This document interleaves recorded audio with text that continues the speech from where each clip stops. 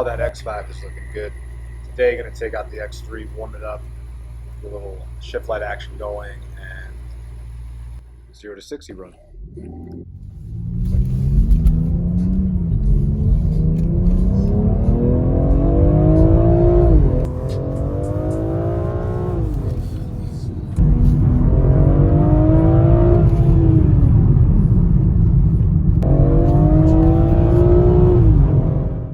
Run 1, close course.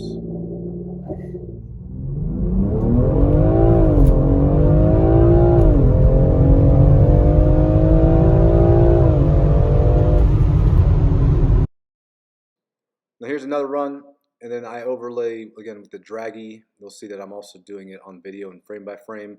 The draggy and the car do not always line up. I'll show you in a second. So after that run, it's a 4.4, and that's at 3,000 plus DA.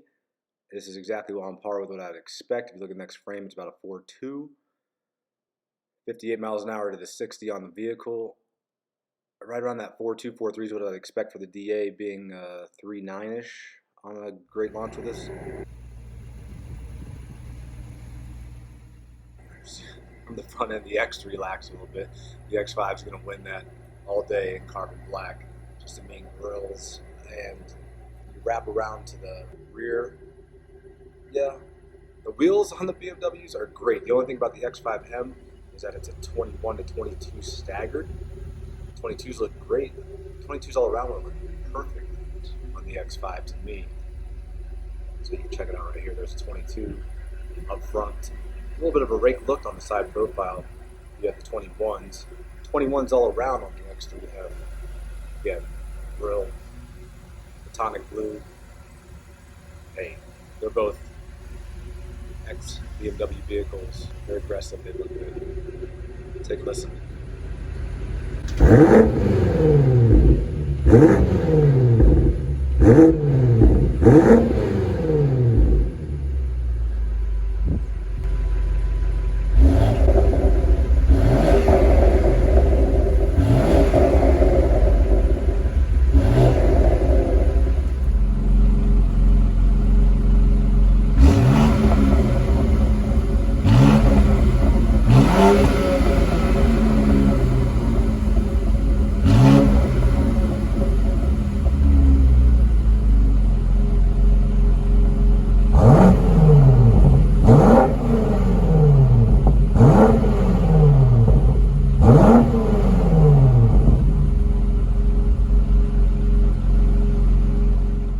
That X3 is a little bit off the way that it sounds at different angles. It doesn't have that volume and depth like the bass to it. And there's a little bit of rattle. So outside, a little bit funky.